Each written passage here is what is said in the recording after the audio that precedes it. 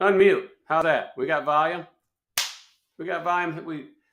We'll get started. Thanks for telling me, Bugatti and Jose.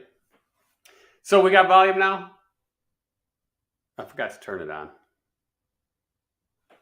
Little, good now. All right, so inflation's on the rise, right? Inflation, fuel costs are going higher. Rates are staying the same or dropping a little bit. And you have the EIDL pitfall. What do I mean by EIDL pitfall? Whoever took an EIDL loan and didn't start making payments right out of the get-go and took the 24 month deferment, now another 6 months, so 30-month deferment. I suggest you don't defer. You better not defer. You better pay up. Because what you don't understand, see, it's a deferment. It's not interest-free. That's where they're getting everybody, right? That's where they're getting everybody because interest rate was super low. So if you didn't make your minimum payment from the start, guess what? Your $50,000 EIDL, your 100 or your 150 or however much you got, that's not what you owe right now. If you didn't pay anything and you took it to deferment, you're going to owe, an extra $1,000 to $15,000 onto that loan, depending on the amount you took or borrowed. And if you spent it all, and you took $50,000, guess what? You probably owe them $55,000 or $58,000 right now. Not 50. So the deferment, it's like the Best Buy. Best Buy is perfect for this, right? It's like the Best Buy credit cards or any store credit cards that gives you, spend up to $2,500 on this item and get, 12 months free, right? 12 months free. But if you ever watch it, you look at your statement, it's got a deferred interest there, right? So that's what they're trying to do, right? So if you do $2,000 and in the 12 months, it's $2,500, and you start making payments, let's say the 6 month mark, and you get up there and you just didn't pay it all. Guess what? Boom! Now you owe that extra $500 or $600. It's the way they catch you. And the same thing with the government. They weren't stupid when they handed them out. They said, we're going to make a lot of money because we're going to defer it. And what do most Americans do when they don't have to make a payment? They don't make a payment. They know this. It's psychology, right? 101. I would say 90+% of the Americans that they're going to give that loan to would not make one payment until they have to. By that time, you see, all that money that they put out there, they're making a fortune on it because they're compounding that interest on you because you didn't pay nothing. So the balance keeps going up and up and up, and then it just gets more and more interest. Kind of like a home mortgage, right? Home mortgage, you do a 30-year home mortgage, you really don't start coming off that mortgage until halfway through or so because the banks are getting all their interest up front. It's not like, you go to an auto loan. Auto loan's different, right? It's different formula. The interest goes right along with the vehicle. It's paid down every payment. And it stays relatively the same, except for, home mortgages. What's up, little guy? Little guy in the house, what's going on? And it is a perfect storm. Jose, you're right, it's a perfect storm. But here's the problem. You're going to have all these guys switching companies, doing this and that because they think it's better over here, better over there. Because, they got contracted freight. Contracted freight means zero, folks. Zero. Because that company could lose that contract freight tomorrow. All that has to happen is, when Swift and Schneider and Prime and all these big conglomerates get in the battle and they need more freight or whatever, they just go underbid the other guy from Procter & Gamble or Frito-Lay's or whatever, all those contracts have loopholes to come out of them, right? So just because you have a dedicated route or you got a direct customer doesn't mean you're going to keep that direct customer. Doesn't mean that. Anybody that worked at a big mega carrier knows this, right? Little guy knows this. Everybody knows this.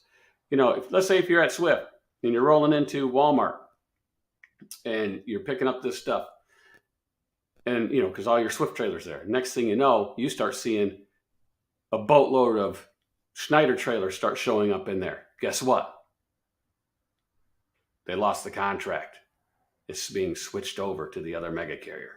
Now your gravy run is gone. It's going to be gone. So now you got to go find another gravy run. That's how the industry works.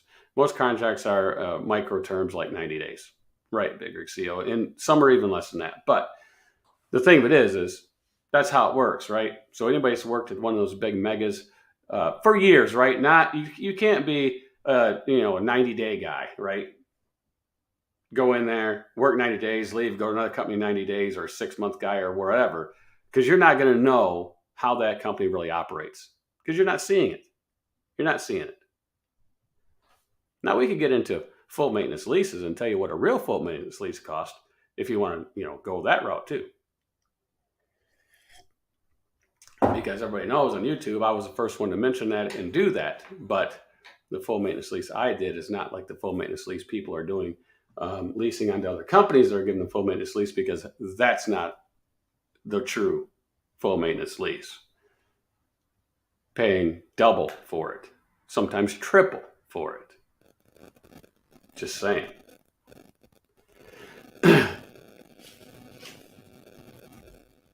What's up, Mark? What's up, Big Mac? The Southeast is picking up good. Yeah, so that's another thing. You don't run and jump off the ship and go somewhere else because the grass is not greener. The only thing in trucking, grass is never greener. It might fit your running persona better, right? So if you like to stay within a 2 or 3 state region, of course you're not going to go to a company that runs, your over the road OTR and they don't have regional because it doesn't fit what you want to do.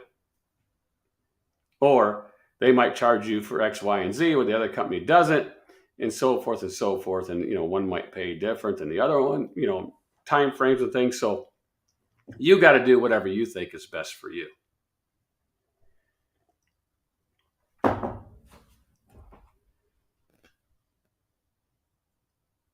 Mario, morning. Yeah, so talk about freight rates. So we could bring up, the load board and look at it, but we've seen it yesterday. We might. The Northeast is always killing it, except for you're going to get killed in the pocketbook on fuel. It's expensive up there, right? $6.50, $7 a gallon, Pennsylvania, and so forth. The fuel discounts are slow to catch up. A few more days, right? They're slowly getting there.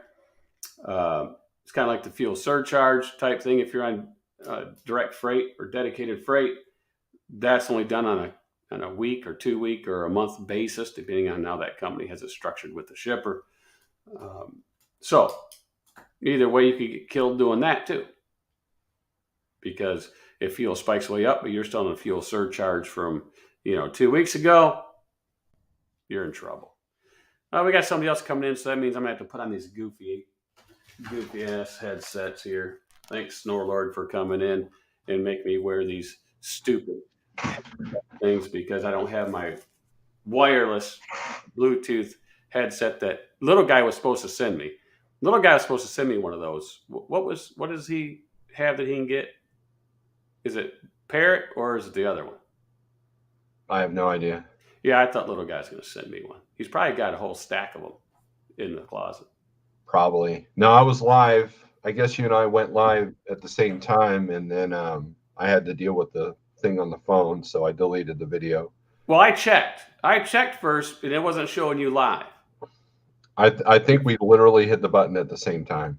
Oh, well, great. I checked to see if you're live as well. So, great minds think alike. I was just rambling nonsense, so... Great minds think alike. Hey, little guy says a blue parrot. Look at that. Blue Parrot. Blue Parrot's good. It's the He Blue won't. Tiger that's utter crap. He won't send me one, but that's all right. Anyway, so Snorlord, have you been watching the news lately? Like actually sitting down on the TV and watching news, no. The stock market is reeling, right? Oh, I And you know know what they that said? personally. You know what they said today? There's a whole crap ton of people coming out of retirement and going back to work Wow. because their retirement funds are taking a huge hit. Yeah, it's getting ugly. I can look at my portfolio in here, the stocks I trade, and it's ugly today. It is really ugly. Yeah, I won't even look at my Robinhood now. I was talking to a buddy of mine about that yesterday, and he's like, "Don't even look at it. Don't react to it. Just just let it go." There's like one stock that's in the green. There's one that's in the green. That's it. Just one. I only have one also. I actually no, I think it's down too. But hey, speaking of the headphones, how come I can bring people into my live feed and not need headphones? Seems like everybody else has to have headphones. Are you using your Something speaker out different? of your computer or something? Yeah. Well, I'm not. Oh, okay. See, I got this microphone hooked into a Presonus audio box. Oh, okay. Therefore, I need headsets or something. Or I could direct it out to the computer, but then it's going to pick up through the mic. Oh, okay. So I could do the wireless headphones, but like I said, my Bluetooth like these, this old junkie pair, it's just not hooked up. Oh, yeah. And it's not charged up, right? So I got to charge it up. Let me see if I got a charger here. I got one of these 900 multi-plugs here. Let's see. Plug this in. Maybe not. I could break it and then hope that, little guy drives on over here and brings me a headset, and I'll take him out to the steak place over here and buy him a steak dinner. What do you think? Is little guy still driving? I'm supposed to be doing a drum off with him. I don't. Little guy, since you're here, I want to challenge you to a drum contest live on YouTube. Yeah, that would be awesome. And you know what? Here's what you guys should do. You should charge like a concert where you got to pay a couple bucks to come in to see it. No. Yeah, then give my, it to my charity. drumming is not worth anything paying for. And then give it to charity. Comedy. Well, Yeah, give it to charity. Charity would be like, I would need like $10 from the charity because that's how much people would pay. You guys could do it for disabled veterans. What do you think of that? You could give it to disabled veterans. That'd be good, but I don't think either one of us are good enough to be, to make money off of it. No, you would, because we would come in there just to see you guys fail miserably. Right? We would wear these. Yeah. So what were we talking about before I came in and interrupted? Hey, nice coffee mug. It's square. You like that? Yeah, that's funky. That's weird. It's modern. Hey. You're so chic. Hey, you know what? We were talking about the I hit on the EIDL deferred payments. Mm-hmm. I hit on that. I don't know who this is, but Young Flatbed Master. He is a master. You're live. Hello. Remove the thing so you can see who it is. Remove what? The bubble. T-Bone comment. Remove the bubble. Okay. All you got to do is click hide on the comment that you're. Oh, this bubble? Yeah. Why? What's that? Well, there you go. Well, I said it was Young Flatbed Master. Yeah, but nobody else could see that either. Oh. So. But he's not talking. Just there. He's just there. So, what I was talking about is, they gave two-year deferment, right? And then they gave another 6 months. So people don't have to start paying until like December or something, if they took the whole 30 months. But what they don't realize is interest is accumulating the whole time. Right. So if they haven't been paying the minimum payment from day one, then, if they took, let's say, $100,000, they're going to owe probably about 112 or so when they start paying, right? So 60,000, you figure it's about $2,000 a month, year interest. So you'd be about 65, 66 that people would have to owe back. So that, and the government knew this because they know the human race. Most people aren't going to pay if they're not made to pay, right? They're just going to sit there and not pay until they're made to send a payment. So now they got bigger bills. Yeah. That seems to be the par for the course on everything. We all have bigger bills on everything. But then I was talking about high interest rates coming up.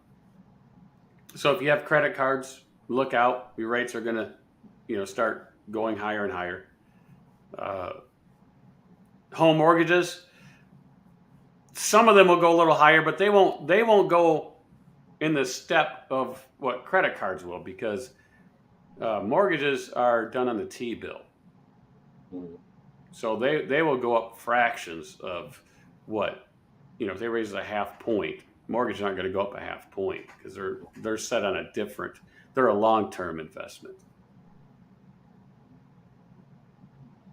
So they are figured differently.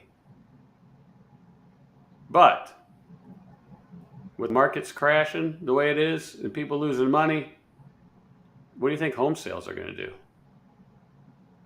Slow down, maybe?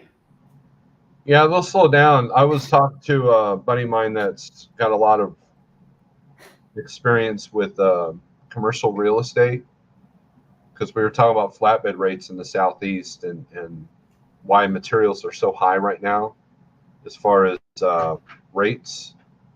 If you're a flatbed or step deck, running the Southeast is going to be your jam right now. I mean, I'm talking load ratios like through the roof. There's a lot of commercial property that's going up, and so and they're still short on residential houses. So I think that that's still going to be pretty strong, but people are still paying ridiculous prices for homes. I have a friend that just sold their home recently, and it literally within days, and then my mom sold her house literally in 24 hours, over the summer. So it's when you start seeing foreclosures, that's going to be I think that will be the point that I think it comes crashing down in the real estate. The Doom Lord is here now. Yeah. John told me yesterday that the things that I talk about inflicts fear upon him. So I told him I'm sorry. John? What? Come on, John. You can't be mean to Snore Lord. Come on. Cool Trucking, what's he saying? That's why I say take a second mortgage on the house to buy equipment, way lower interest rates. I don't know, man. That's a lot longer to pay off something. Yeah. If you, I don't know. It depends how long you do it. If it's a 5-year or 7-year note or something, maybe. But if somebody takes it for 20 or 30, the truck's not going to last that long. And you probably get rid of it and get another truck, but you're still paying on it. It's kind of like credit cards. It's kind of like people that take out loans from their house and pay off credit cards. They just extended that debt 20 or 30 years. And then what happens? They usually go out and put more on the credit card, don't they not? It's usually what happens. Correct me if I'm wrong, but if you take out a second mortgage, let's say you wanted to buy a truck and trailer, you take out a second mortgage for that, and then you end up going out of business. Doesn't that put that risk that you're going to lose your home as well? Yeah. Yeah, I when I bought my first truck, I told the wife that whatever I do is not going to make us lose our house, because I know people that happened to. And so when I bought the Kenworth, I was actually going to get a new truck, brand new truck, and Kenworth called and said, "Hey, yeah, you're approved, but we need another 10 grand." And I'm like, "Well, I don't have that." And they're like, "Well, you don't want to take a second mortgage, or you don't want to borrow that from someone?" I'm like, "No, I'm not throwing debt on debt." And so I ended up with the truck I've got now, because I already had the money down for that with the trade-in and all that. But I refuse to let this industry take my home away. And so second mortgages to pay off debt, that's just, or to acquire debt, seems to me like, I don't know, maybe I'm kind of dumb when it comes to financial stuff, Well, but that's something that I'm too fearful to do. well, cool trucking's right. If it's lower interest and you can pay it off early, if you have the willpower and stuff to actually do that, yes, that can do that. But debt is different, right? So the average, the non-entrepreneurs, right? The average people, debt is a liability to them, Mm-hmm. right? But if you are an entrepreneur, and the wealthy of Americans, debt is an asset, because they borrow debt to buy assets, but they don't buy like things like cars and stuff to depreciate. They buy real estate and other things that make them money, that generate money. Yeah. So there's the difference, right? So when interest rates go up and inflation goes up, the average paycheck person is in trouble. They lose money because it's costing them more. Where the non-paycheck person, the entrepreneur and stuff like that, they make money when all this happens, because they go out and borrow more money and buy assets, because they can go out and buy things at a cheaper price that they could turn in for cash flow. And that's why the rich get richer and the poor get poorer. Well, you know why? It's because it's a mindset. Mm-hmm. It's mindset skills, right? You could have a guy that goes out there and becomes, a lawyer or engineer or whatever, but they have the old mindset of, hey, go to school, get a degree, and go to work for somebody and then retire, right? The paycheck. Once you sign yourself up for a paycheck, you basically signed yourself for doom, because you're limiting yourself. Yeah, well, a lot of that's in the education too. I mean, I had one math class in high school is called Consumer Personal Math, that kind of went over all the things that I use today, whereas all the algebras and the trigonomics and all that stuff never came in. But I don't have, and Big Rig CEO makes a good point. Rich get rich because they understand how money works. And I think that's why I wouldn't risk my house, because now I'm entering a realm that I don't quite understand. So I would rather make my investments a different way, especially in the trucking industry, where you could buy a brand new truck and some mega carrier can total the truck, and now you've got other issues, right? It's not just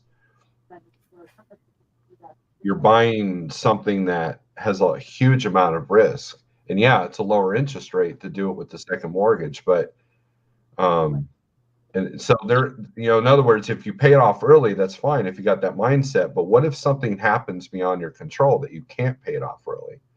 Now what? And that's kind of how I looked at the EIDL loans. These are 30-year, loans. Well, what happened? I mean, how many trucking companies do you know that have been around for 30 years and doing strong?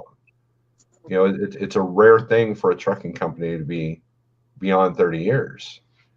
And to me, that seemed like a huge risk in and of itself, because you can't just bankruptcy your way out of that. Right. Exactly.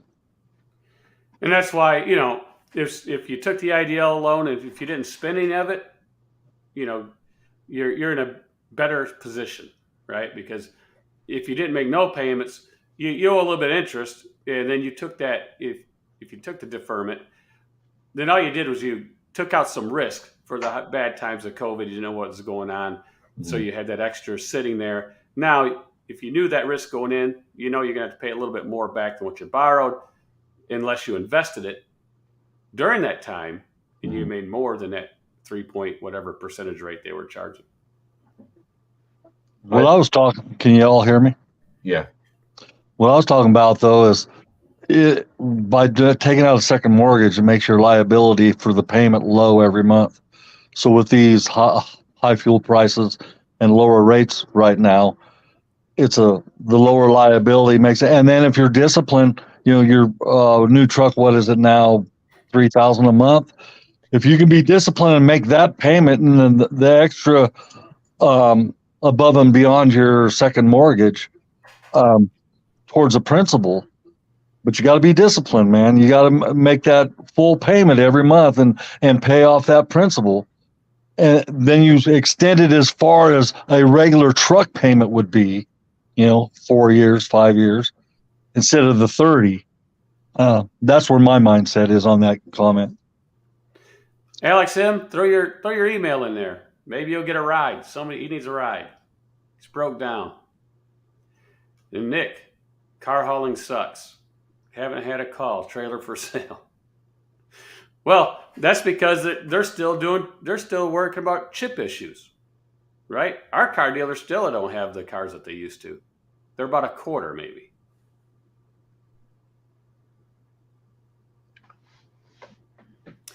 Second mortgage generally has a variable interest rate that adjusts quarterly. Yeah, some of them do. It depends on which one you get, and things like that. And that also puts a little protection on you too. The more notes you have against your house, people can't sue you out of your house. If there's two That's creditors. If you're a sole proprietor, right? That's the problem with sole proprietorship, right? If you're a sole proprietor in trucking, and you get an accident, a fatality, whatever, they sue you, they can come get your house and all that stuff, right? That's up for grabs, but there's no money in there. They don't go for that because that's why you never pay off your assets, because it keeps people from coming and taking them. As long as you have money owed against it, they can't take it. Young Flatbed Master, you got a question? Hello. He sent me a private message. Maybe Snorlord or Cool Trucking can answer this. I had a question about speed limiter law. What do you guys think about this speed limiter deal?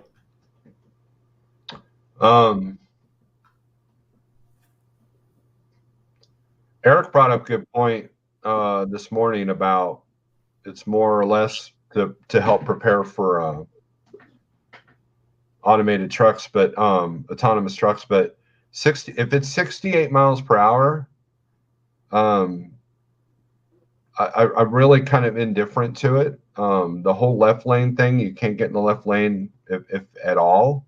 I don't know if that's realistic. They're allowing a 30-day comment, and so the government is giving you a chance to say what you think. And I don't know. I don't. Most of my career, well, not most, but half of my career, I was governed at 65.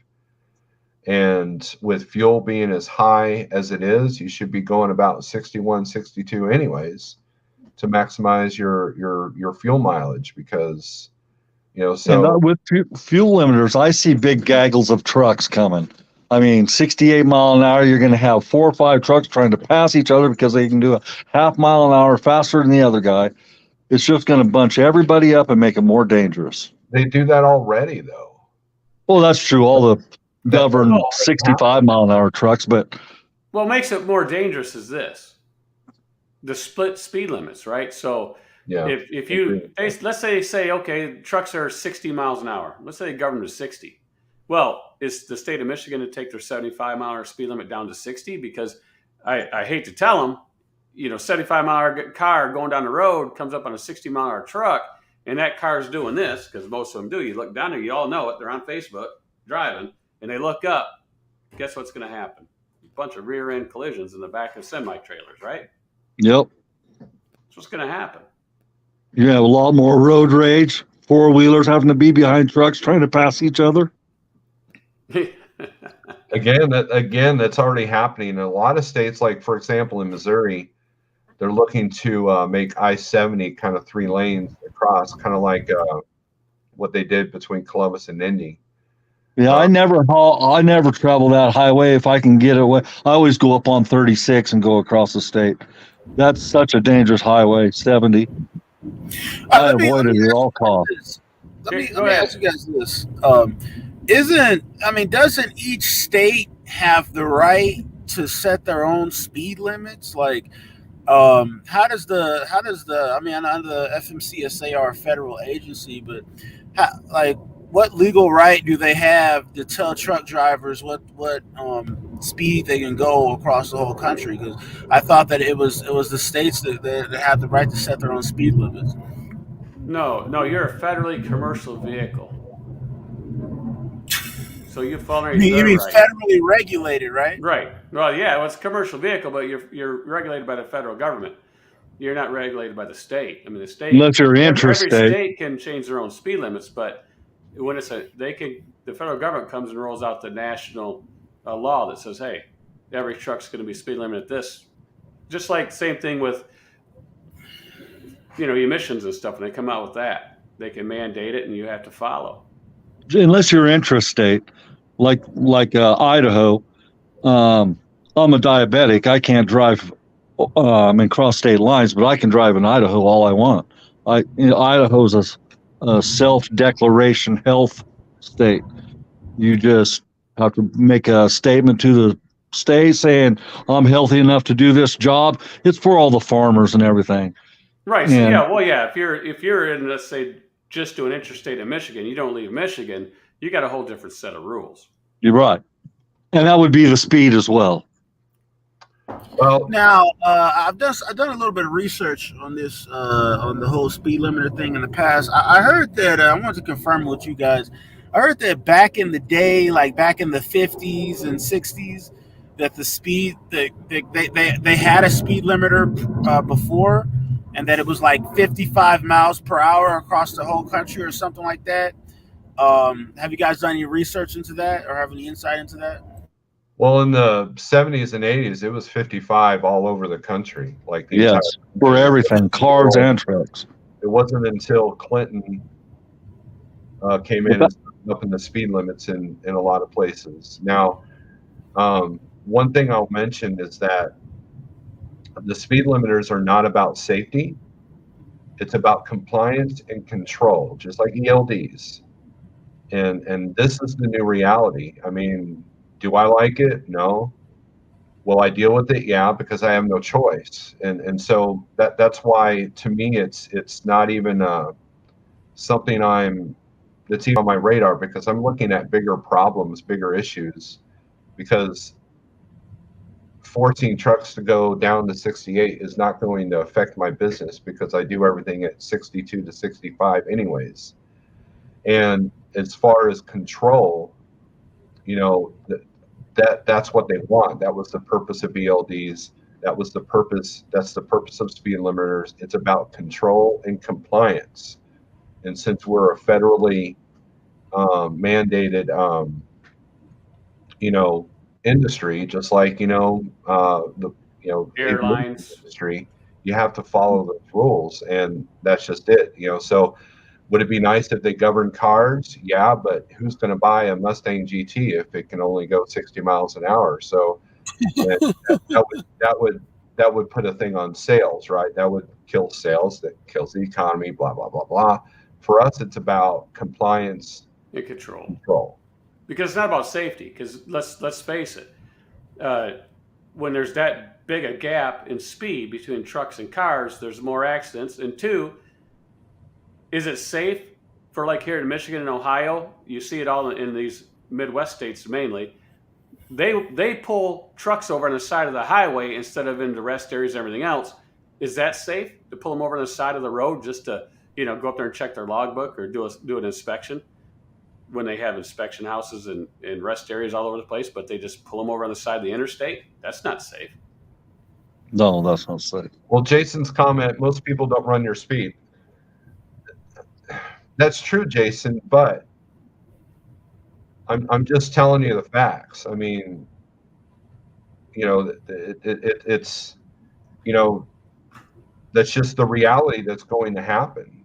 And your tires are rated for 65, 70 miles an hour anyways. You blow a steer at 75 miles an hour, you're toast. If you and when the first company I was at said that, announcing that they were governing the trucks to 65, my first concern was, what about Wyoming? Wyoming, it's 75, 80 miles an hour out there. We're going to be sitting ducks pretty much at 65. And the safety person said, we don't care. We need to be at 65 for full. And I would be interested in seeing the stats of how many rear-end collisions are happening with the carriers that are already governed in the fast states. So, I mean, it's just the new reality that's happening, and I see trucks flying by me. When I was in the car on my way to New York or on my way to Louisville for the truck show, I had trucks doing 75 behind me, and I had to get 80 just to get out of their way because I was passing a 70-mile-per-hour vehicle, and so and there's so there's a lot of recklessness out there. So And that's the problem. The modern day vehicles, I mean, they make 80 miles an hour seem like 60 in the older vehicles. I mean, Right. You get shut up on a new vehicle and put it on 80 mile an hour, and it's just a leisure cruise anymore. You don't really realize how fast you're moving. Right. And look, am I against speed limiters? Absolutely. But to me, it's not worth even arguing about because it's going to happen. They've been pushing this for a long time. And with fuel being as high as it is and the wrecks being up because everybody's been speeding since COVID, it's going to happen. Oh. And so just like the e-logs, people waited till literally the last minute to go on e-logs, and then their first quarter after the e-logs, they couldn't adjust and they went out of business because they didn't adjust what their business needed to be with the oncoming changes. And this is a constantly changing industry. So I'm against speed limiters because I don't want to have to go to Kenworth and make that adjustment on my truck, if no one else is going to pay for it. But the reality is it's coming. And so people are just going to have to deal with it. Yeah, but they've been talking about this since the 90s. And Yeah. I remember back in the 90s, I mean, like across 40, across to Arizona and New Mexico, it was all 75 mile an hour there. We used to get out there and at night when the traffic's low, you're going to have more people falling asleep at the wheel at 65 mile an hour than, because it gets boring out there across that desert. And I see a lot of people going off the road and turning over trucks because just of the boredom. Yeah. Well, let me just say this. You guys, I heard that a couple of years ago in Arizona, Swift, their trucks used to be governed at like 61 or something like that. And the state of Arizona actually made them up their speed because of they said they were clogging up traffic and there was too many like rear ends and stuff like that. Is that how laws like this end up? Well, the speed that they're proposing is 68. It's not like it's 61, right? 68 covers a majority of the states are at 70 miles an hour, or at least 65. So 68 is still a generous amount, in my opinion. And so what's 2 miles an hour less than 70, right? So most cars are running 75 to 80 that I've seen, at least on 44 and then on the way to Louisville. And because I'll set the cruise in my car at 70 on the 70 zone, and people are still flying by me like I'm sitting still. And so if you're speeding above the actual speed limit, car or truck, putting things at danger. There is a safety issue there. So there's a minimum speed limit on the interstate, which is what, 40, and most turnpikes, and so because of that very reason. Now, I never heard about that situation in Arizona, but again, is there some danger to it? Absolutely. But at the same time, that's why I think they're looking at 68, not 65, like what happened in Canada. Because I think that's why Ohio and Illinois raised theirs as well, because I think somebody got sued or something. I don't know the story, but it's just scuttlebutt I heard. Well, that's the problem. Is everybody goes, well, I heard this and I heard that. Well, someone told me this and someone told me that, and to give valid arguments to the government's comment section that they're allowing you to do, you got to have facts. If you go up there and say, well, I heard this and I heard that, that doesn't work. But if you go up to them and say, hey, look, this percentage of wrecks happen because of rear end collisions. This percent of wrecks happen after trucks were governed at this amount. If you approach them with facts and actual stories, that gives you more ammo than just saying, well, I heard something in somewhere that this was happening and this is why. Yeah, I'd never enter a comment like that. I just was making the statement that I think that's why Ohio and Illinois raised theirs up to 65 was because of that fact. Well, the speed, they wanted to raise the car speed limit, and they know that anything bigger spread than 10 mile an hour, it gets dangerous. That's what they figure.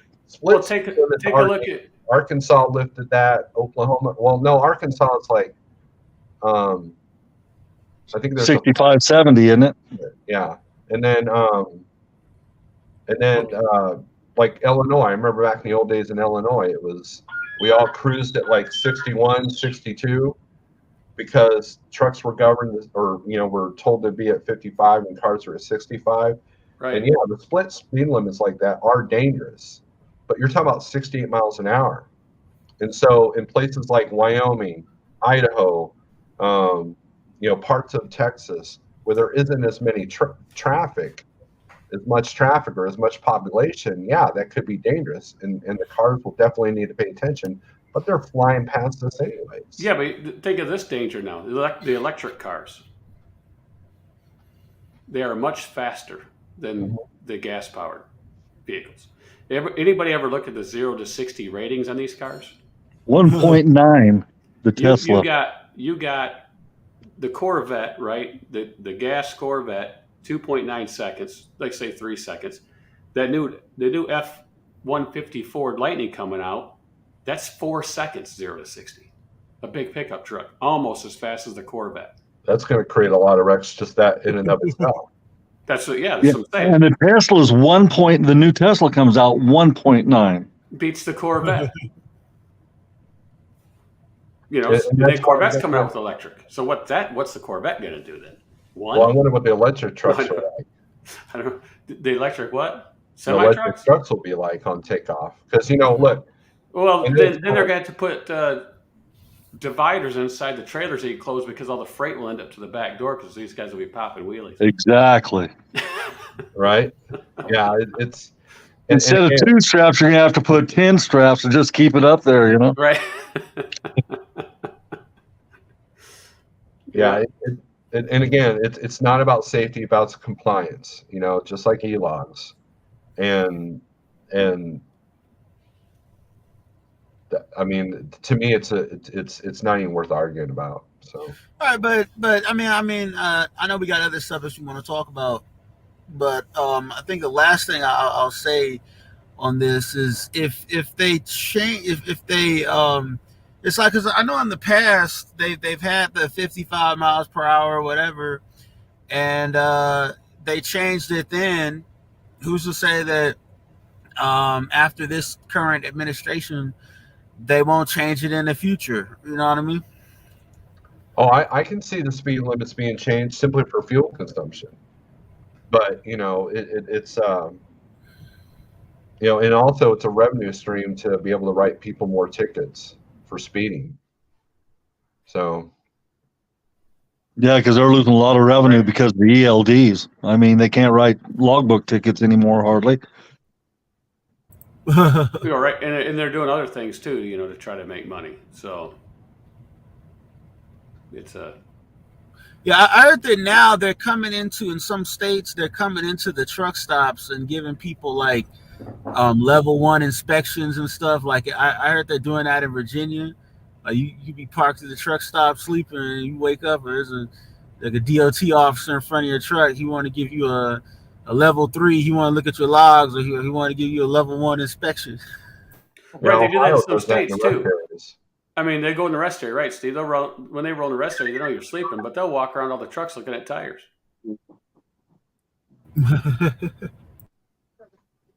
And then, if you got bad tires, they're going to wake you up. Yeah, I woke up in the Ohio rest area because that was like the absolute best I can do with my hours. And I woke up with flashing lights behind me. I'm like, oh no. And it was the truck next to me getting pinged. He was in a nightmare. Yeah. So I bet you did a thorough inspection that morning, didn't you? I do one every day anyways. Cool trucking. I just, look, if an officer wants to find something, he's going to find something. I mean, they're like, well, this truck's perfect, except for you got too much fifth wheel grease.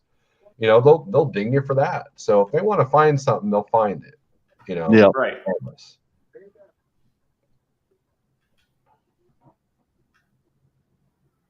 Even on a new truck or a newer truck, they're the same way. I mean, they can find something on a new truck. Yep. In fact, sometimes they prefer to check out the new trucks because they won't get as dirty and they know it'll probably pass. So it helps them up their quota. Right. Very, very rarely do they seem to grab the rattle traps. But, truck drivers do a lot of stupid things. I was on Facebook last month, and there was a flatbed driver that literally had a pallet on the trailer with no straps or nothing. It was just sitting there. And he went to the weigh station like that, and they wrote him up for it. I mean, how stupid do you have to be to not have any restraints whatsoever on a flatbed load?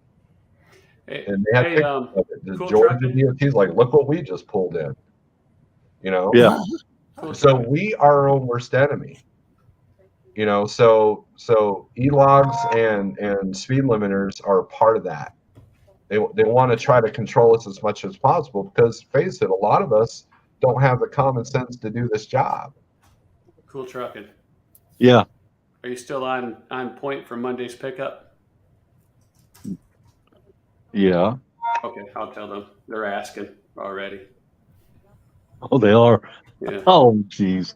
I don't have to pick up till noon. Yeah, I know. It's just stupid. Some of these brokers are just ridiculous. Actually, 2:00, I think. But that's our industry, right? I mean, if they got to babysit you that much, they're picking wrong carriers. Right. All right, I gotta go. You guys have a good one though. Yeah, that fiasco yesterday. All right, young flatbed master. Thanks for coming in. Yeah, that fiasco yesterday bamboozled me, man. Oh yeah, unbelievable. But we won't talk about that. No. If you push minimum rates, you'll also get limits on maximum rates. Yep. Pigtails in the house. About that now too. Canadian freight brokers here. Dramatic Brit. Man, everybody coming in late. I put in a bid for Snyder, a load from Snyder out of Kansas City area going up into Michigan. And I put, a little over $3 a mile on the bid. And they come back like less than $2 a mile. Now, what the heck is Schneider doing? Trying to get you to run it for nothing? They're all doing that. Cool trucking. Yeah. That's the thing. I know people that sat home for a month and didn't realize what was going on with the rates. And there's still some good rates out there, but yeah, even flatbed, they're trying to push under $2 a mile on some stuff. So, just be aware that's going on. But Right. that's the thing. People, when the good times are here, right? When they were here, they would make a bunch of money and sit home for weeks and weeks upon weeks, sometimes months. Then they come back out I and they wonder find who out that's directed at. something's already changed, right? They find out the rates went down the tubes and fuel prices went skyrocketing, and then when they could have had a big buffer. Yep. I had a vision on it. I was watching it. I knew it was going to Vision. happen, but I don't want to run in the winter anymore. You had a vision. What did Diane smack you around? Every day, keeping in line. She got him in line, Snore Lord. That's all we got to do. Yep, but she's the one that made the call sitting all over the winter. I don't like going in the winter either. I had enough winters of that. So, well, no, if I didn't want to run in the winter, I would always just go south and just run down there for 2, 3, 4 weeks, whatever, and then go home. But I didn't like running up here in the winter. I did it anyway because I know the area and I know they got salt trucks, but you can make a lot of money up here. right. I just don't like running down south. I hate run. I had my fill of that early in my career. I don't like running down there. I like the north. I'd put me up on 94, and I would be happy. Here we go again with Uber. Let me download a report and check the stuff and send their thing saying their stuff's not correct. So let me ask you something, Cool Trucking. Would you run the Southeast if it meant you staying in business? Yeah, I would go in and out of there. I wouldn't have a steady diet of it, but I would try to get, like Wisconsin to, Georgia or North Carolina or whatever. I would do that. But just to stay down there and have a steady diet of it, no, I don't like it that much. I used to go to Florida and Georgia all the time, run Idaho down to there, back and forth all the time. I just get so sick of I-24 and 75. I was just, Chattanooga, their interstates just drive me crazy. So, yeah, I just don't like running down there. Because, we have, I think half our fleet runs nothing but Southeast. Let them have it. Let them have it. I mean, I can make, okay, man, thank God I don't have a lot of debt and whatnot. That's how I can take a little cheaper freight. But, yeah, I just soon stay up north. Michigan to Seattle would make me happy. I can relate to that because I won't run the upper Northwest.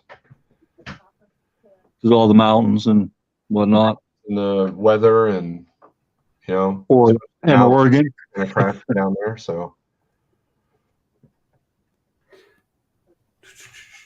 I used to run produce all the time when I lived in Southern Illinois. I used to run produce all the time from Kentucky out to LA, and then I go up to Salinas and pick up all the produce and whatnot and come right back into Kentucky. And I got so sick of I-40 and I-44. I did it for like 5 years straight. And, back in them days when you had paper logs, we would always run out of our 70 around Joplin.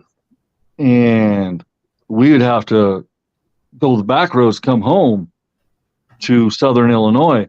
Well, you would tell the boss man, hey, I'm out of hours. He said, well, you should have grabbed some off the shelf before you left. That was the attitude back in the 90s. And I just got burnt out, and I just swore I wasn't going to do that no more.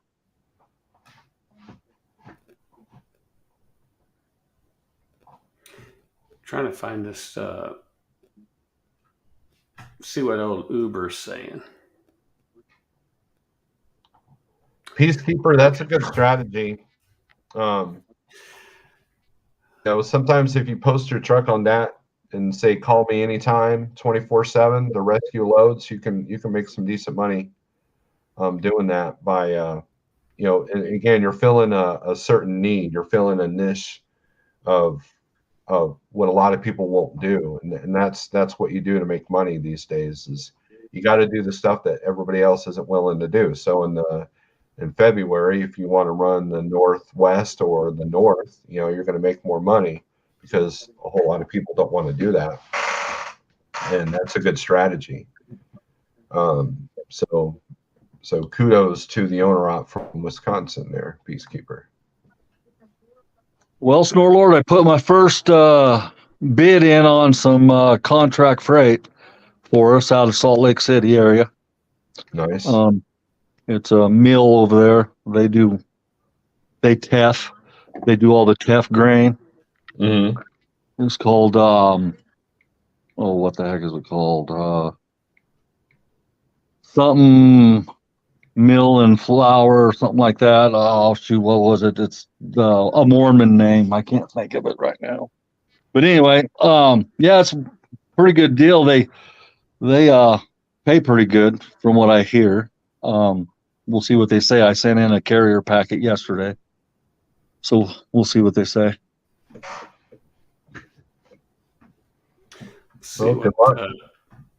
Let's see what this is saying. He said it's supposed to be at 4, and this thing shows that they arrived at 241.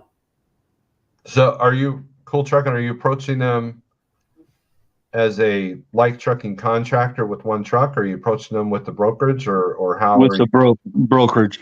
Oh, with the broker. I'm not saying nothing about light trucking or nothing. So that way, if I want to bid on something that we've hauled out of before, otherwise, if you haul for a broker, you got to give them 2 years. So if you haul for them again, you can't do it independently. You got to call that broker and have them broker you. That's the law. So that's why everybody gets a brokerage, so they can go into a place and actually bid on the loads immediately.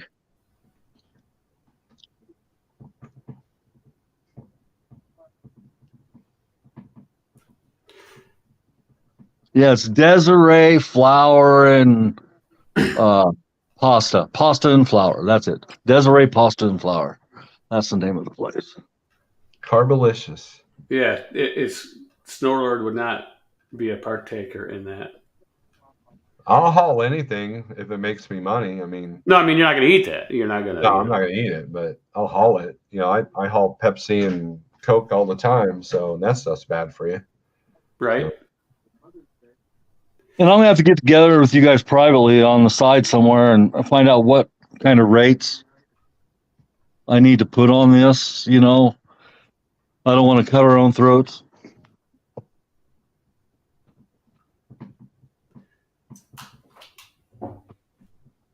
Snorlord?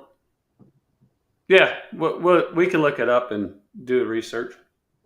Yeah, I would do some Cool Trucking. I would do some research on tools to help you bid numbers, because anytime that a broker's tried to get a like a dedicated quote from me, like there was a brokerage that I was using a lot when I first started here at that wanted me to quote some lanes between here in Michigan, and I was always way too high because I didn't understand that the purpose was to get it off the spot market, so they weren't paying the spikes.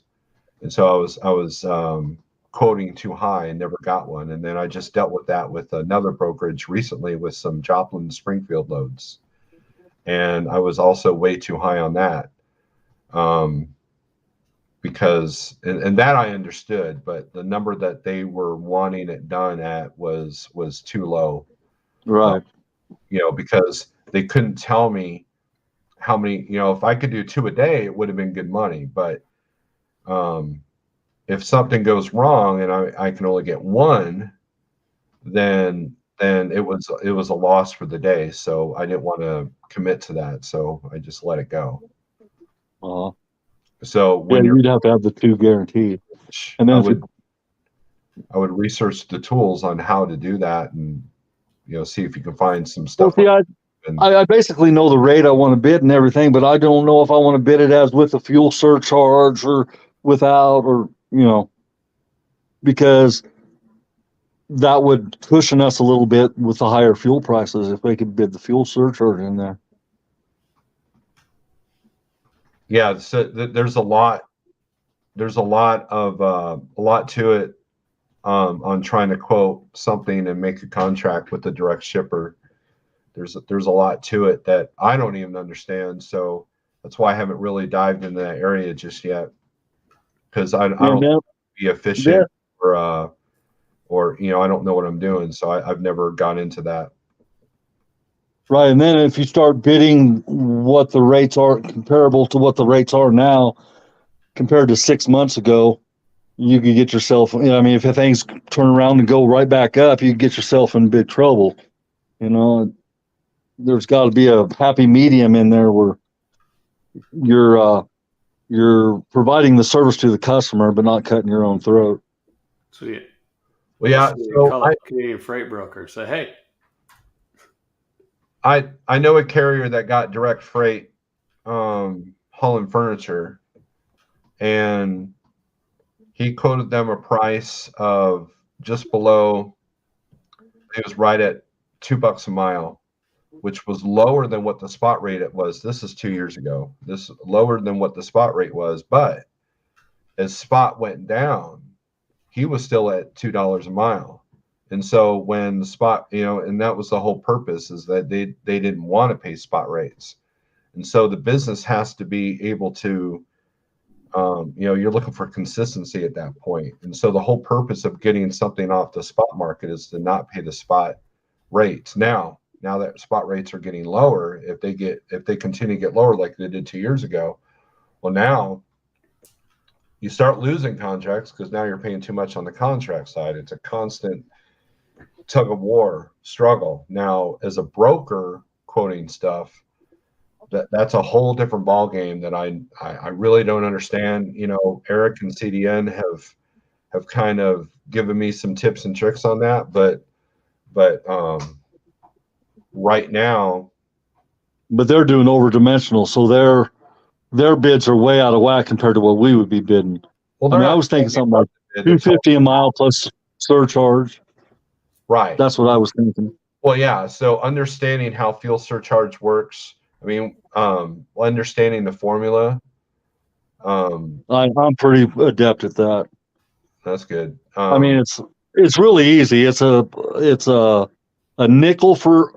penny for every nickel above $1.25 on the national average of diesel price. That's how they set it. Right. So, but anyways, I hope you do well with that. I mean, that'd be pretty cool. But Yep. I know that. But then we have to get somebody, dealing with that and putting loading all that stuff up on the, that we can't handle with our own personal trucks, being able to put all that stuff on the load boards and whatnot. Right. So are they using a broker now?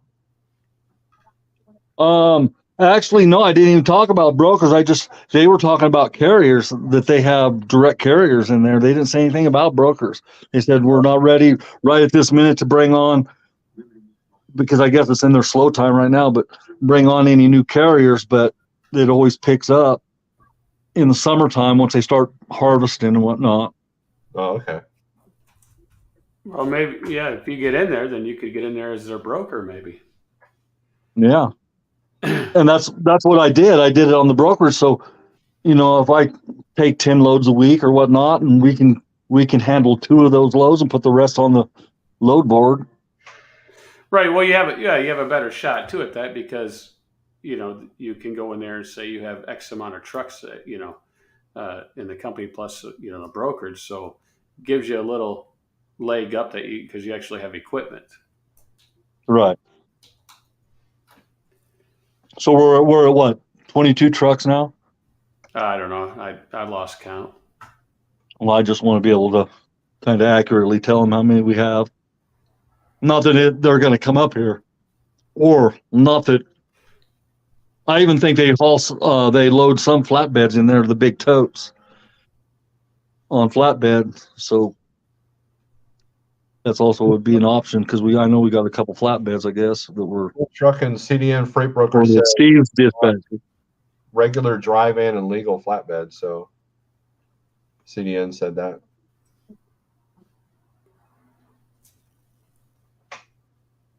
Yeah. CDN does a lot of stuff, right? Mm-hmm.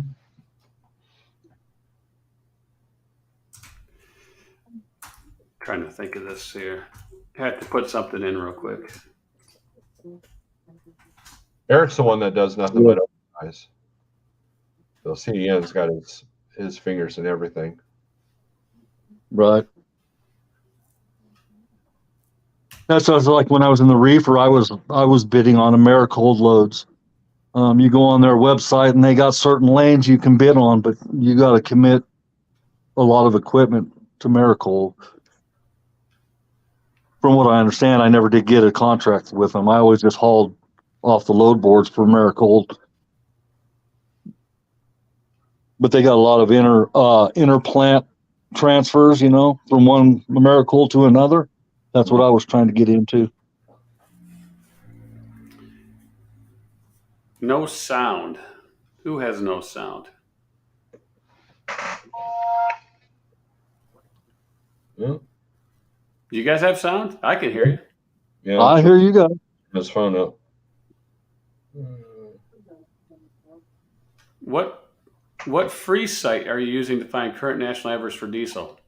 Well, I look on Just Google it. I look on our TMS software to get Right, or you can just Google it. It comes up when you Google it.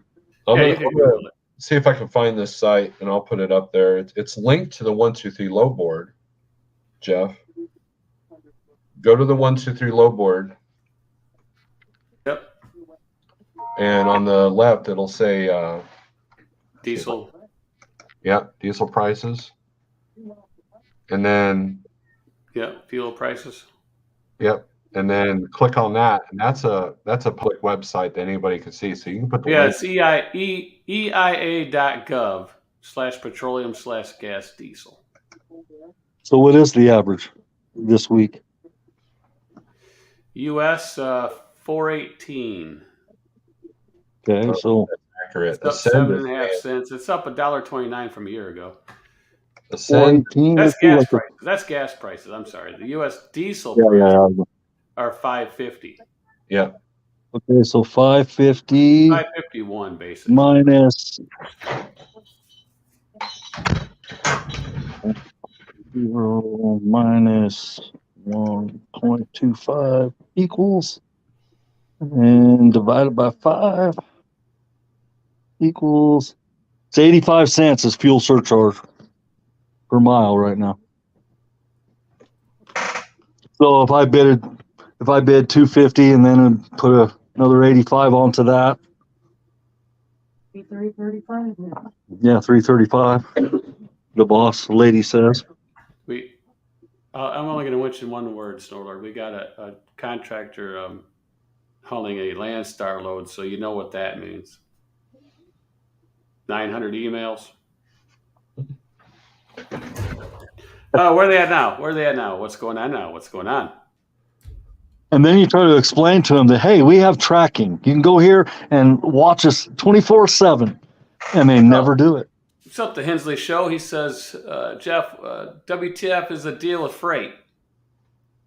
Are we at a low for freight, or is it going to get lower? It's going to get lower. It's going to get lower. Is it going to get COVID low? I don't see that. But, you know, it's a perfect storm right now, right? You got interest rates soaring. You have diesel prices soaring. You have the European over there with the unrest over there going on. And then, of course, the administration we have is blaming it on that is why everything's happening, which is not. It's policy. Everybody knows that. And the port shutdowns in China.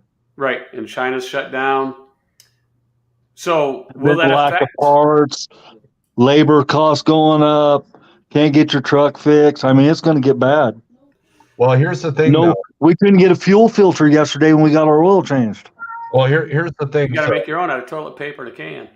So if once the Chinese ports open back up, they're going to overwhelm the system like they did last year, which is what created our high rates. Right. So if you are a diligent entrepreneur, owner, operator, and you watch your numbers, you streamline, you get slim, and you just stay where you're at, keep your nose to the grindstone, right? Cool trucking, and you get it done. Yep. When everything booms back up and everything comes back online, It's like feast or famine, right? So, Even now, you can make decent money even now. Instead of $3.50 a mile, you're getting what, $2.50, $2.75 a you mile can now. still make But good money, right? You can still make you're good money. still making profit. You're still making roughly 60 cents to $1 more a mile than you were back in COVID time, with fuel being lower than when you actually look at the numbers and do the math. But if you get yourself caught up into high lease payments, high truck payments, and things like that, like the guys that bought the $250,000 truck, which is really only worth $150, and paid $90,000 for a drive-in, which is really only worth $32. Those guys and gals are going to have some trouble. Yeah, it's because when I first started this venture with you a year ago, Jeff, I was $80,000 in debt. I am now just $9,000 in debt. And that's what I've knocked down in a year. Right. So you got to be diligent. I mean, you got to stick your nose to the grindstone. Paying off this truck was the whole world to me. I mean, getting that paid off, it just relieved so much pressure on me, and it made it so I could sit the winter. And that was the only way I could do it. And the way we have this structured over here helps you out because the cash flow is coming daily. Right. And I asked you straight up when I first took the time off, I called you up and said, well, how much do I got to pay you to pay all my fixed expenses through the winter? And you said, forget it. We'll just do it when you run and don't worry about it. And that's what's correct. Great about this company is its freedom. I mean, that's what I've been looking for my whole career, is the freedom that you allow us to have here. CDN Freight Brokers giving you some good tips in the chat there. Cool trucking about approaching customers. Once you start working with a direct customer, your mindset has changed from just chasing money to focus on customer service, like at likely lower rates. Right. And another thing though, like over here, let's say Cool Trucking, you book, you get that, and it is, if you had the lower rates or whatever, we're going to give you most of that rate, right? This brokerage is going to give you most of that rate. Right. Because just like the dispatch service, Snurlord, do I not give almost all of it to you for dispatch? Yep. The brokerage running on a really streamlined, low margin. That's the way I developed it, to try to get low margin with volume. Right. I mean, that's how you make money in brokers. Low money. Volume. That's why, when Schneider says, they make pennies on the mile, that's how they designed it, where they can make it on pennies, not dollars. And CDN's next comment: brokers create a filter in the spot market for carriers to say no to a load. If you only take the high-paying direct customer freight, your relationship won't last long. That's true. James says, I don't have a truck payment, but my fuel cost in this cat is going to be crazy. Well, it's yes and no, right? I mean, do you have a 3406E? Right, he probably has a 3406E in that international, I believe he has, right? Does he have the 9400i or something? Yeah, I would tell Hensley to budget his expenses around $7 a gallon fuel, just for worst case scenario. That's what I would do. And also, them 3406Es, if they're tuned up right, you can get good. Diane used to get 7 miles a gallon out of that W9 we used to get, but we used to do 58, 60 mile an hour in it. But we used to get 7 miles a gallon with it. Yeah, I used to get 6. Back in when I had my 3406E and then my 99, I used to get 6 miles a gallon back then, 5.5 if you're going out west and things like that. It also depends on how. And it hasn't changed on those motors, right? It hasn't changed. Yeah, but we were going around the Midwest there. We were running down into Georgia, getting melons, taking them back up to Poseyville area. I was with an outfit out of Poseyville, Indiana, and that's all we ran there. So we had a steady run, and we just put it on 58 mile an hour and just did that cruise and got good fuel mileage, because we had a pretty good bonus over there for fuel mileage. Yeah. So I don't know if Hensley has his own authority still, or if he puts it on with a company. If you put it on with a company, make sure they got great fuel discounts. Yeah, and fuel surcharges. And if you guys want to know how to manipulate fuel surcharge as a lease operator, hit me up. I can let you know. I used to make big bucks with CRST that way. Right. So let's say, for instance, if he had it over here, he'd get our discounts, right? So he could look at that and say, like Snorlord said, if you figured at $7, but the discounts are ranging between 50 cents and $1 or whatever, if you average it at I'd say 5.5 miles per gallon to be on the safe side. And then say if it was $7, I'd probably say maybe $6.50. But if you did say 7, you got about $1, math off the top of my head, maybe $1.20 a mile, right? Somewhere in there to equal that. So that's what you got to base it on. And then if you base it high and it's lower, you're going to make money. That's why cost per day is so vital in this industry and not cost per mile. Well, because cost per mile does not get it. The other thing I'll add is do a search on what states have the cheapest fuel, and then out of those states which have the best load ratios, and then just stay in those states if you have full control of where you're going. That's kind of what I've been doing. Well, if I was Hensley, if I was him and I lived in Texas, my running area is going to be Texas, Oklahoma, Arkansas, Louisiana. I'm not going out of those spots. That's right. Because That's you exactly can what make I good was money gonna running interstate in Texas. There's good money there still. Yeah, you don't ever have to leave the state of Texas to make good money. And that's the one state in the nation that you can, and California, that you can survive on just staying in the state. Right, but you can get more bang for your buck, though, if you took a load up to Oklahoma City or into Oklahoma and back down. Snorlord knows Right. this, or maybe even to the Springfield area and come back, right? But Dallas to money Houston pays good. Right.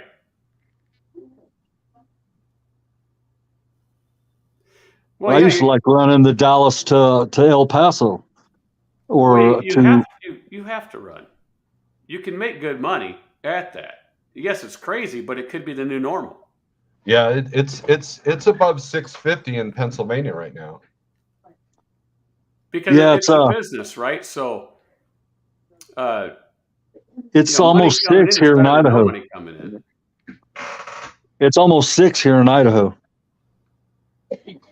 But we have guys making, because we pay daily, right? So I mean, we got guys and gals still getting great pay stubs for their 1 or 2 day run. They're still good. They're still doing really well.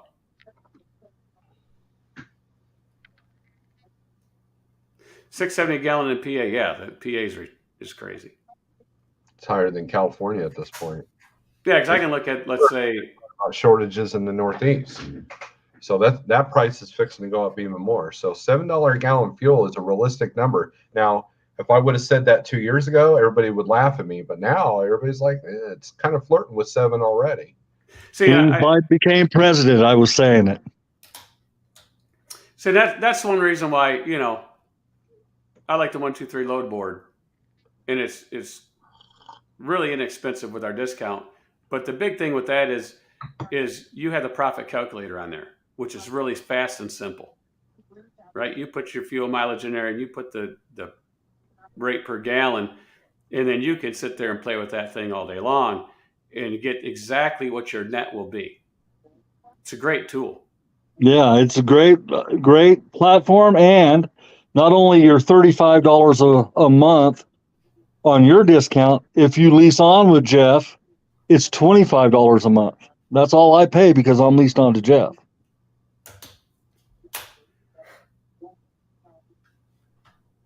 Let's see here. What's this 570? Oh, in Vegas, 572 at the pump? Yeah. Awesome. Yeah, it's 578 here in Boise. Exactly. Let's see. Where's this Volvo? Nick has a question. What did you get the Volvo you had? The Volvo I had, I got about 7.5 miles per gallon. What you laugh about, Snorlord? Hensley's comment about Nevada. Of course, Nevada's in here. I can't go anywhere on YouTube without Nevada being there. I watch kittens get born. I go to the doctor. Guess who's there? What is Nevada the doctor with you? Did he show up?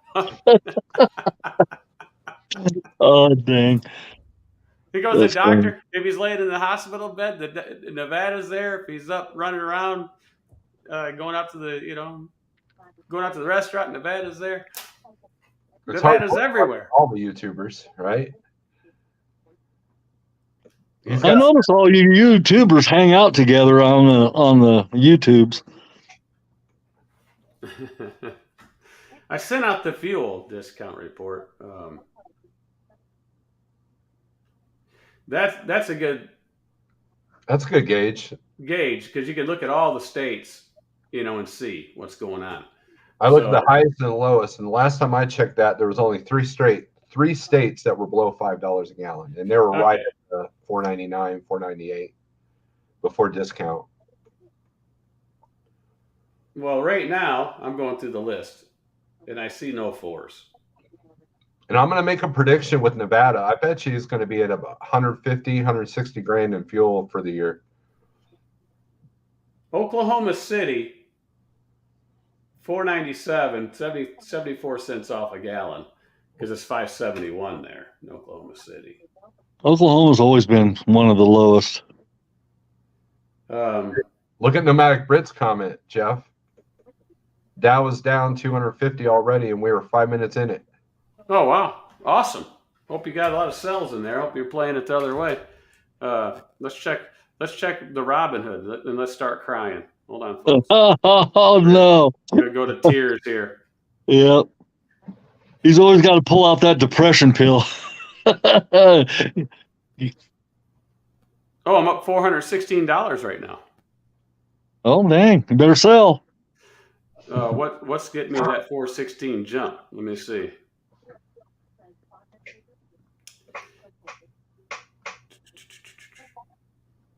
Nevada, that would make a good video of what your fuel cost was at the end of the year. Because I think people need to know that reality. Or even in June when, just do half a year. June's coming up. That'd be a more recent video.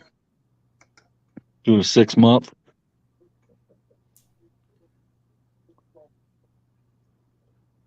Oh, it's my options play is up.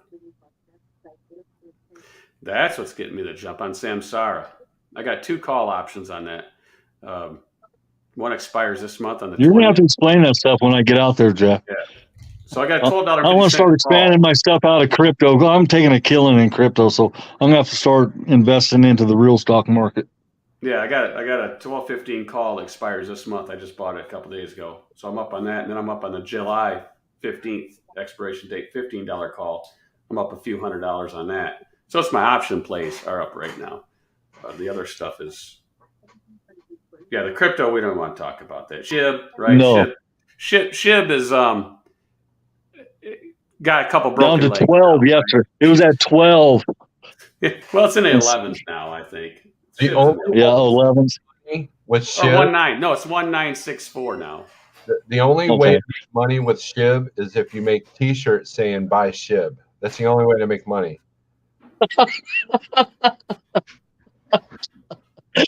Oh, dang.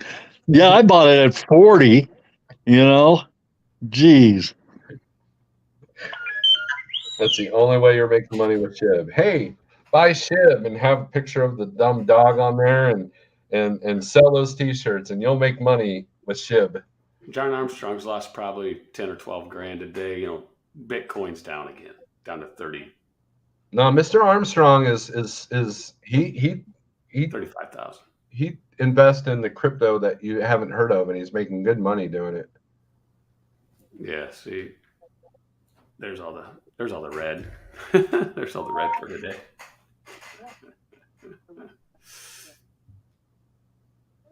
Anyway, guys, I got to jump in the shower. We got to go load here around noon, so I'm going to let you all go. We'll talk again. All right. Thanks for letting me in. All right, later. Later. All right, so what else we got going on Snowlord today? Dave says, what about DEF? Pilot Flying J is saying trains aren't hauling enough or any. I've not heard about that yet, but that's something else that I was kind of anticipating. I haven't either. And if you have a DEF pickup truck, right? If you have a diesel pickup truck and you get the bottle, Or even if you're at the truck stop and you're buying the jugs, right? The 2.5 gallon things, you got to watch those. You need to check the expiration date on them because they're only good for about a year. Oh, wow. The shelf life on those probably no one knows this, but shelf life on DEF is 12 months. So the guys that got those 2.5 gallons and poured them in, and then all of a sudden they had problems with their truck, right? The DEF sensor, stuff going out.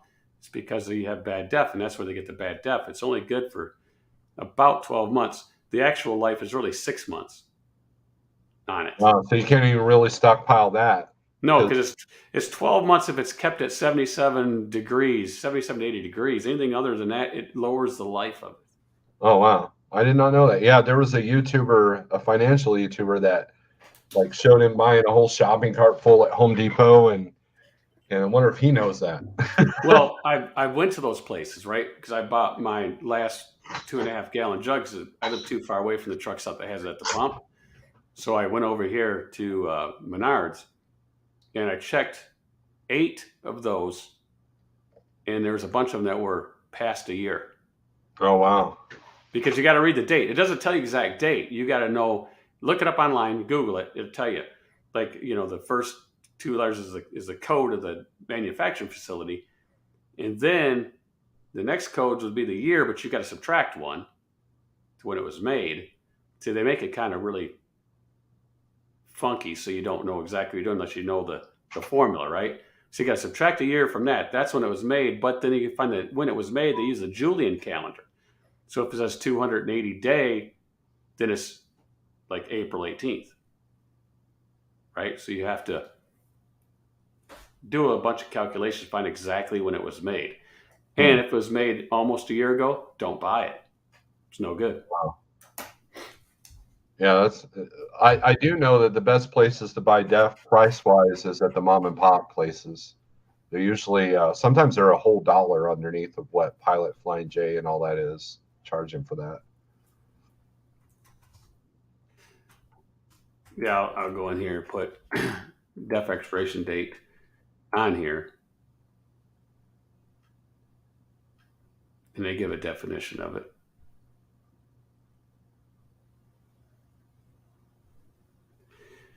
And of course, you can see, it talks about the life of it. It says,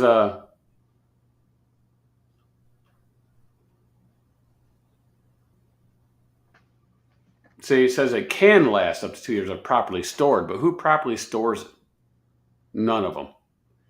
Because it could be sitting in the trailer right outside the warehouse in the middle of the snowstorms, right, in the cold weather. So it's not properly stored.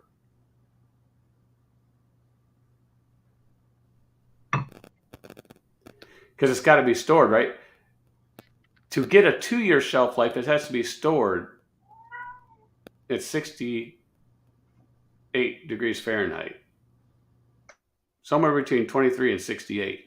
So if you live down south and it's 80, 90 degrees all the time, the shelf life is really diminished.